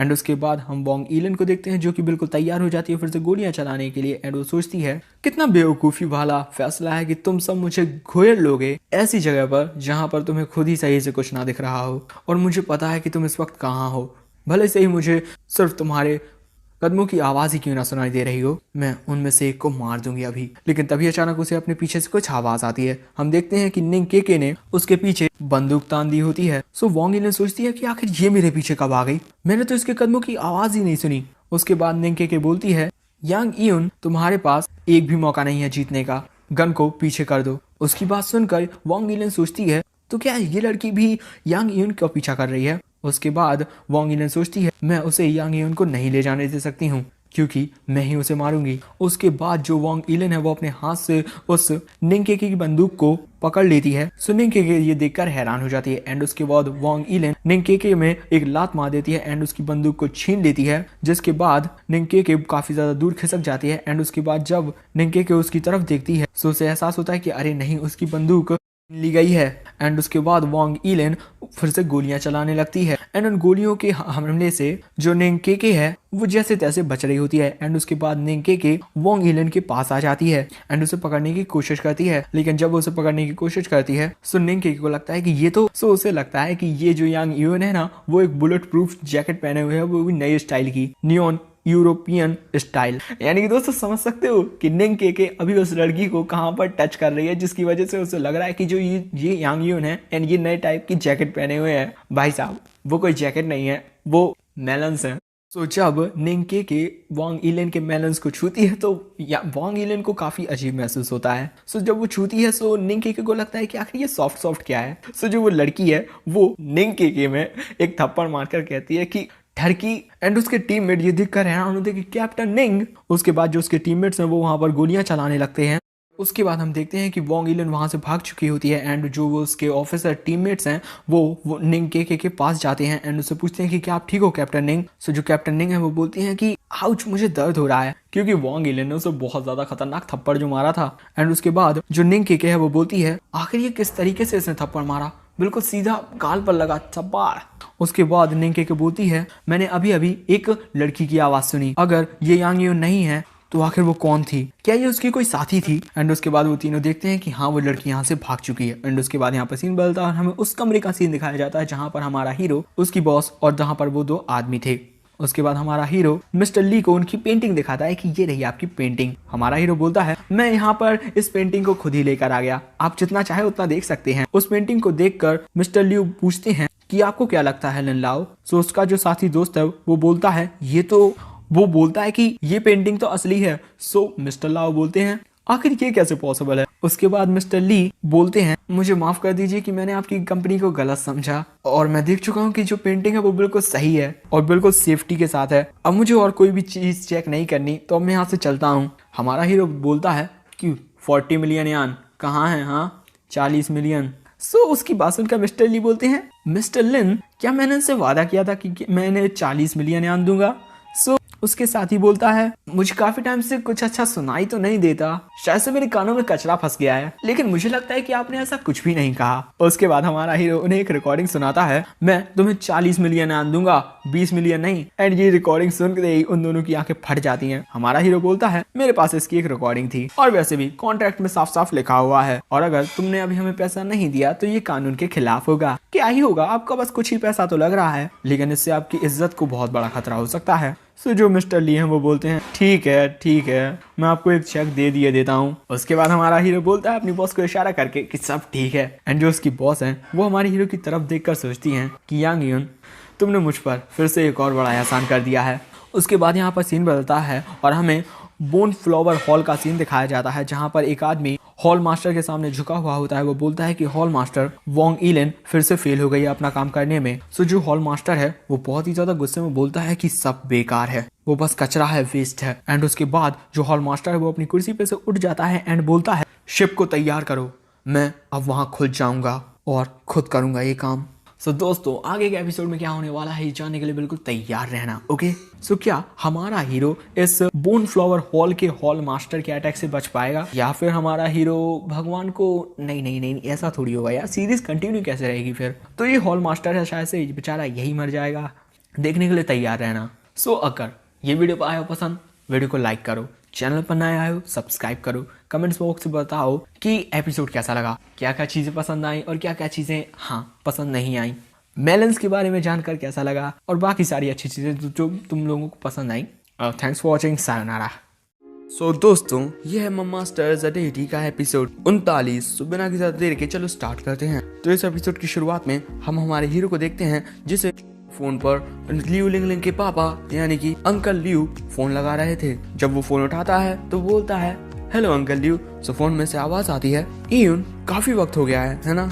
वैसे मैं तुम्हें ये बताना चाहता था कि जो तुम्हारा पिल है ना, सुंदरता बढ़ाने वाली गोली, उसकी जो मार्केटिंग है वो बहुत ज्यादा अच्छी चल रही है, लेकिन अब हमारे पास उसे बनाने के लिए जो भी मटेरियल की जरूरत होती है अब वो कमी आ गई है उसमें। मुझे लगता है जल्दी हमारे पास सारा का सारा सामान खत्म हो जाएगा उसे बनाने के लिए। सो हमारा हीरो बोलता है हाँ ये बात तो सच है कि उस फॉर्मूला का जो मटेरियल्स है ना वो काफी ज्यादा मुश्किल से मिलते हैं, लेकिन अब मेरे पास एक बहुत ही ज्यादा हाई क्वालिटी की ब्यूटी पिल है और वो मैं आपको जल्दी भेज दूंगा। एंड हमारे हीरो की जो बॉस है वो उसे देख लेती है कि ये किससे बात कर रहा है। एंड उसके बाद फोन में से आवाज आती है क्या तुम्हारे पास एक और हाई क्वालिटी की सुंदरता बढ़ाने वाली गोली है? तुम्हें ये मेरे पास भेजने की जरूरत नहीं है, हम इसे नीलामी में बेच सकते हैं। सो हमारा हीरो उनकी बात सुनकर बोलता है हाँ हम ये काम साथ में मिलकर कर सकते हैं और ये आपकी जिम्मेदारी है कि आप इसके लिए सारी की सारी अरेंजमेंट्स को कर लो। और तभी उसकी जो बॉस है वो वहाँ पर आ जाती है एंड उससे बोलती है ईयून तुम्हें अभी कुछ ब्यूटीफुल के बारे में मेंशन किया है ना, क्या तुम लियू शानहाई को जानते हो? उनकी बात सुनकर हमारा हीरो बोलता है बॉस आपके कान तो काफी तेज हैं। जो अंकल लियू हैं अब वो मेरे साथ मिलकर एक ब्यूटी पिल का ऑक्शन करना चाहते हैं, यानी कि हम उस नई गोली को हाई क्वालिटी वाली ब्यूटी पिल को नीलाम करने वाले हैं और उसी के बारे में अभी डिस्कशन कर रहे हैं। उसके बाद यहाँ पर सीन बदलता है एंड उसके बाद हमें एक बहुत ही बड़ा हॉल दिखाया जाता है और हमें पता चलता है कि हमारे हीरो ने कहा था कि ये हमारे पास एक बहुत ही ज्यादा अच्छा मौका है जिसमें हम लियू फैमिली के साथ कॉर्पोरेट कर सकते हैं, क्योंकि हमारी जाओ कंपनी के पास भी एक नीलामी करने वाला हॉल है। अच्छा तो दोस्तों ये है जाओ कंपनी का नीलामी करने वाला हॉल। और उसके बाद हम हमारे हीरो को देखते हैं जो बोलता है तुम्हारी कंपनी के पास इस तरीके का इतना बड़ा हॉल है, वाह। उसके बाद वहाँ पर लिू लिंगलिंग के पापा लिू शानहाई आते हैं जो बोलते हैं इयुन और मिस जाओ आप दोनों यहाँ पर आ गए। एंड उसके बाद वो तीनों अंदर जाने लगते हैं। हमारा हीरो अंकल लिू से बात कर रहा होता है, बोलता है अंकल लिू क्या आप हमारा काफी टाइम से इंतजार कर रहे थे? सो वो बोलते हैं कि नहीं मैं तो बस अभी आया हूँ, लेकिन मैंने जिबल को पता नहीं था कि तुम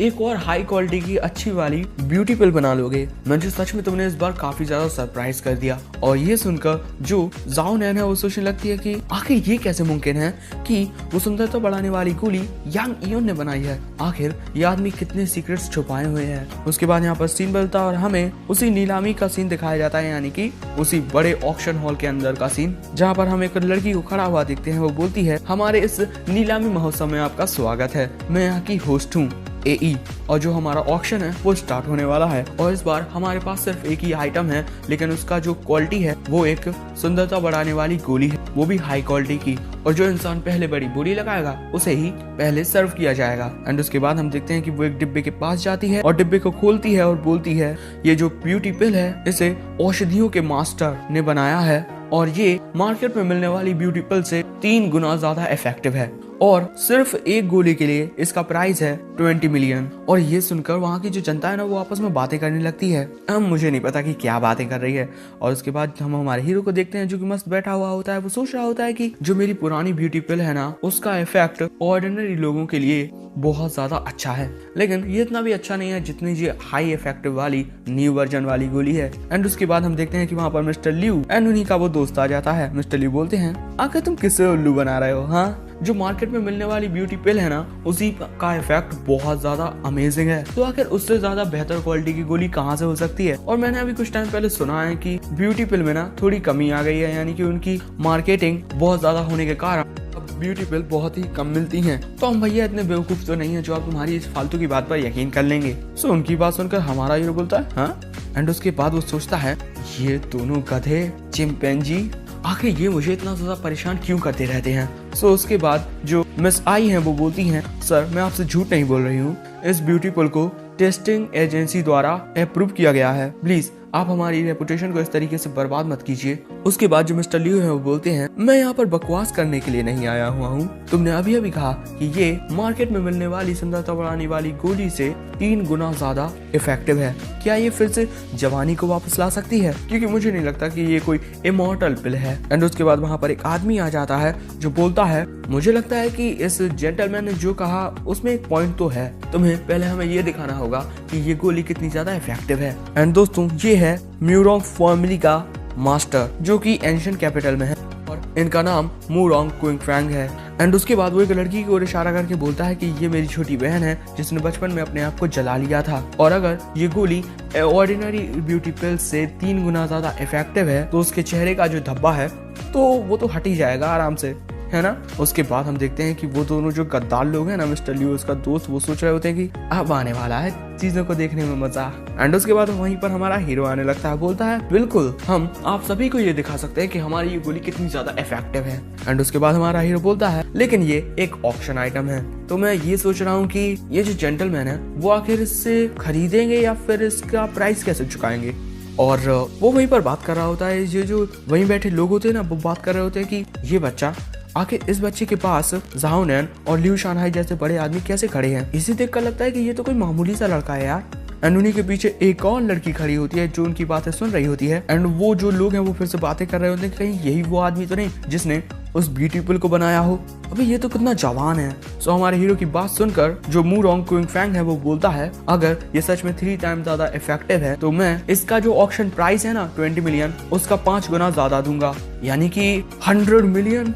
उसकी बात सुनकर हमारा हीरो बोलता है तो फिर डील हुई, तो मैं ये गोली मिस्टर मूरोंग को दिखाने के लिए तैयार हूँ। एंड उसके बाद वो बोलता है आई इसे पास लेकर आओ मेरे। वो बोलती है कि मैं आ रही हूँ। एंड उसके बाद वो लड़की हमारे हीरो के पास वही गोली लेकर आ जाती है एंड वो बोलती है प्लीज मिस। एंड उसके बाद वो लड़की उस गोली को ले लेती है जिसका चेहरा जल चुका है एंड वो बोलती है कि क्या ये सच में काम करेगा। एंड उसके बाद वो गोली को खा लेती है।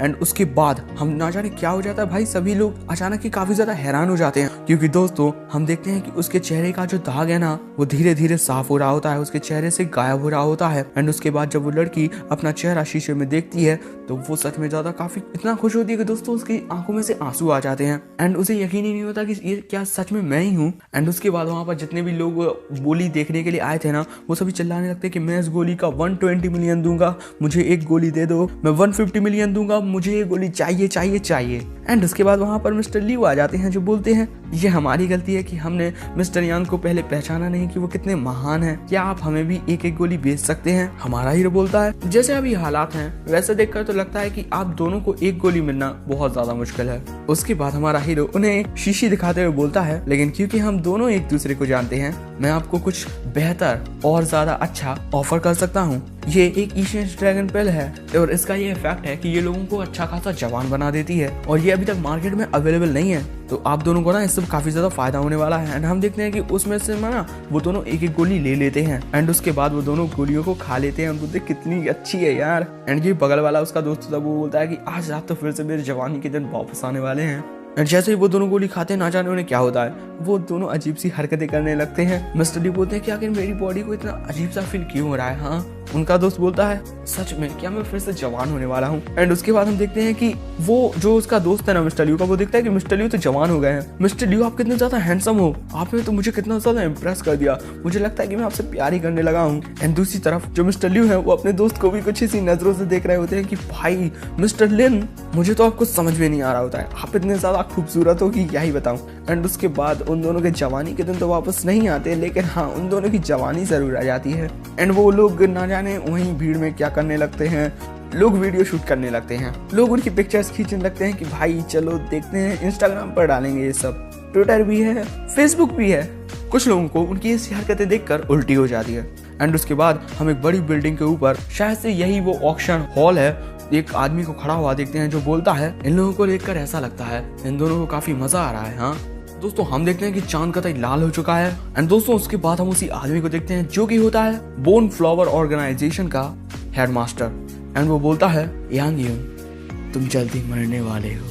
सो हाँ, हमारा ये प्यारा एपिसोड भी यहीं पर समाप्त हो जाता है। सो अगर तुम लोगों को एपिसोड पसंद आया तो हाँ चैनल को लाइक करना मत भूल जाना सॉरी गलती हुई, चैनल को सब्सक्राइब करना मत भूल जाना और वीडियो को लाइक करना मत भूल जाना। और जिन लोगों ने सब्सक्राइब कर दिया उनको थैंक यू, लाइक करने के लिए थैंक यू, वॉच करने के लिए भी थैंक यू। सायोनारा। दोस्तों मैं आ गया हूँ मास्टर ज़डेटी के एपिसोड 40 के साथ। तो चलो बिना किसी ज्यादा देर के स्टार्ट करते हैं। तो इस एपिसोड की शुरुआत में हमें उसी ऑक्शन हॉल का सीन दिखाया जाता है एंड उसके अंदर हम देखते हैं हमारा हीरो जाओ नैन और लियू शानहाई वो सभी एक साथ चल रहे होते हैं। और जो अंकल लियू हैं वो बोलते हैं इस ब्यूटीफुल का जो इफेक्ट है वो सच में काफी ज्यादा अच्छा है, अगर हमारे पास उन मटेरियल्स की कमी नहीं होती तो हम ना जाने कितनी ज्यादा गोलियां बना पाते। कितनी दया की बात है। उनकी बात सुनकर हमारा हीरो बोलता है वैसे आपको क्या लगता है मिस्टर लिन और मिस्टर ली के साथ जो हुआ वो। हीरो की बात सुनकर अंकल लियू बोलते हैं मैंने अभी भी कुछ टाइम पहले सुना है कि वो जब पुलिस स्टेशन गया तब भी उसकी हालत में कुछ ज्यादा सुधार नहीं आया, वो अभी भी उसी टाइप की हरकतें कर रहा था। सो हमारा हीरो बोलता है तब मुझे काफी अच्छा फील हो रहा है अब। एंड जो अंकल लियू है वो सोच रहे होते हैं कि ये मेरा भतीजा सच में बहुत ज्यादा खतरनाक है। लेकिन उसके बाद वहां पर एक गंध फैलने लगती है एंड हम देखते हैं कि ये जो गुलाबी कलर की गंध है ना, इसको देखकर लोग बोलते हैं कि आखिर ये किस टाइप की स्मेल है, लेकिन ये काफी अच्छी स्मेल है। एंड उसके बाद हम देखते हैं कि इस स्मेल की वजह से जाओ नैन बोलती हैं आखिर ये क्या हो रहा है, मैं थोड़ा थोड़ा अजीब सा फील कर रही हूँ। सो हमारा हीरो देखकर बोलता है बॉस। एंड उसके बाद हम देखते हैं कि जाओ नैन बेहोश हो जाती है। सो हमारा हीरो उन्हें एक जगह पर बैठा देता है एंड दोस्तों वहाँ पर सारे लोग ना बेहोश हो चुके होते हैं एंड सिर्फ हमारा हीरो वहाँ पर सही सलामत होता है क्योंकि हमारा हीरो ना एक एंशिएंट वॉरियर है काफी अच्छे लेवल का। एंड उसके बाद वहाँ पर वही हॉल मास्टर को हम देखते हैं जो बोलता है देखकर लगता है कि इस गंध का तुम पर कोई भी इस्तेमाल नहीं है ना। उसे देखकर हमारा हीरो बोलता है कि आखिर तुम कौन हो। सो उसके बाद जो वो हॉल मास्टर है वहां से छलांग मारता है और उसे देखकर हमारा हीरो बोलता है कि ये कितना ज्यादा तेज है एंड वो तुरंत ही आता है एंड हमारे हीरो पर अटैक कर देता है जिसकी वजह से हमारा हीरो काफी दूर खिसक जाता है। एंड हमारे हीरो की पावर देखकर जो वो आदमी है ना वो सोच रहा होता है कितना ज्यादा कमजोर है यार। एंड हम देखते हैं कि सिर्फ एक ही पंच से हमारे हीरो के मुंह से खून निकलने लगता है एंड हमारा हीरो सोच रहा होता है कि अभी तक मैं जितने भी एंशिएंट वॉरियर से मिला हुआ हूँ ये उनमें सबसे ज्यादा ताकतवर है। एंड हम देखते हैं कि हमारा हीरो भाई जब काफी ज्यादा दूर खिसक गया होता है तो वो जैसे तैसे अपने आप को संभालता है। एंड उसके बाद हम देखते हैं कि हमारा हीरो भी लड़ने के लिए तैयार हो जाता है एंड वो बोलता है तुम लोग मुझे हमेशा परेशान करते रहे और अब तुम भी आ गए मुझे परेशान करने के लिए, अब तुम अगर मरना चाहते हो अपने दूसरे लोगों की तरह तो मैं तुम्हारी ये इच्छा को जरूर पूरी करूंगा। एंड हम देखते हैं कि हमारे हीरो की बॉडी में से काफी पावर निकल रही होती है एंड जो हॉल मास्टर है ना वो हमारे हीरो को अटैक करने के लिए उसकी तरफ दौड़ रहा होता है। वो सोच रहा होता है कि तो क्या यही वो इविल स्पिरिट है जिसके बारे में वोंग इलिन ने कहा था। एंड उसके बाद हम देखते हैं कि उन दोनों की आपस में टक्कर हो जाती है। हमारे हीरो की टक्कर उस हॉल मास्टर के मुक्के से हो जाती है एंड जो हॉल मास्टर है वो सोच रहा होता है कि जैसा उसने कहा था कि बिल्कुल सच है कि ये हवा में से ही चीजों को सम्मान कर लेता है। हम देखते हैं कि उसके वार की वजह से जो हमारा हीरो फिर से खिसकने लगता है, लेकिन तभी वहाँ पर एक लड़की आ जाती है जो बोलती है तुम्हारी ये जो इविल स्पिरिट है ना वो काफी ज्यादा स्ट्रांग है, लेकिन अगर तुमने उसे सही से नहीं संभाला तो मुझे लगता है तुम उसका सही से इस्तेमाल नहीं कर पाओगे। सो हमारा हीरो बोलता है कि आखिर तुम कौन हो?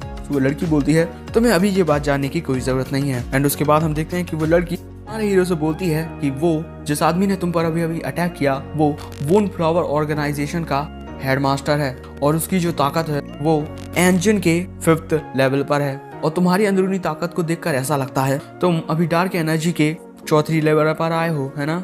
उसकी बात सुनकर हमारा हीरो सोचने लगता है कि तो क्या QI कंडेंसेशन के 3rd लेवल की मेरी जो पावर है उसे एंशिएंट वॉरियर्स की भाषा में डार्क एनर्जी के 4th लेवल को माना जाता है। और ये जो लड़की है वो कितने आराम से बोल रही है कि मैं उससे नहीं लड़ पाऊंगा, तो वहां पर जरूर से बहुत ज्यादा बड़ा गैप होगा इंजन के 4th और 5वें लेवल के बीच। एंड उसके बाद हम हॉल मास्टर को देखते हैं जो बोलता है डुगू रूथलेस आखिर तुम अचानक से यहाँ पर क्यों आ गई? हाँ, तुम्हारा इस मामले से किसी कोई भी लेना देना नहीं है, इसलिए मैं तुमसे कहता हूँ कि तुम जितनी जल्दी हो सके यहाँ से चली जाओ। एंड उसके बाद तुरंत बाद ही जो हॉल मास्टर है ना वो उछलता है एंड हम देखते हैं कि वो उस लड़की पर अटैक कर देता है। सो जो वो लड़की है वो हमारे हीरो को वहां से दूर धकेल देती है कि तुम दूर हो जाओ। एंड हम देखते हैं कि दोस्तों उसने ना बहुत ज्यादा पावर से उस लड़की को मारा, की वजह से उस फोर्स की वजह से जो वो जमीन है ना वो टूट जाती है। लेकिन उसके बाद हम देखते हैं कि अपने हाथ में एक तलवार लिए हुए हैं। दोस्तों ये हमारे हीरो की तलवार है एंड वो हमारे हीरो की तलवार से उस आदमी पर अटैक कर देती है। एंड जैसे ही वो आदमी इस अटैक को देखता है तब तक काफी ज्यादा देर हो चुकी होती है क्योंकि वो अटैक उस आदमी में लग जाता है एंड वो जो हॉल मास्टर है वो दूर फेंकने लगता है एंड वो फिर जमीन से धड़ाम गिरता है एंड वो काफी ज्यादा जोर से गिरता है।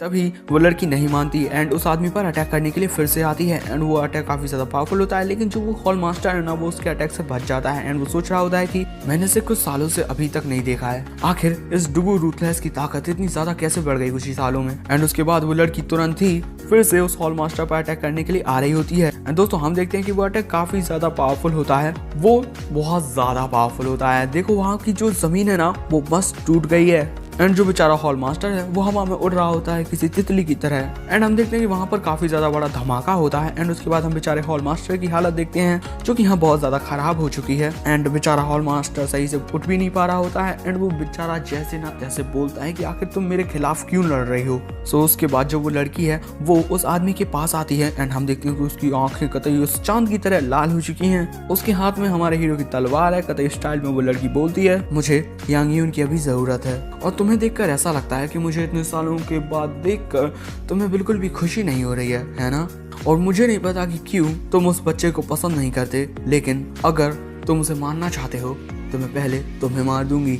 लेकिन सेकंड मोमेंट में हम देखते हैं कि ना जाने उस लड़की को क्या हो जाता है, उसे अजीब सा चकभन्ना आ जाता है एंड उसके बाद वो लड़की तुरंत ही नीचे बैठ जाती है। शायद से वो अपने आप को संभाल नहीं पा रही होती है एंड वो लड़की सोच रही होती लगता है वक्त हो चुका है।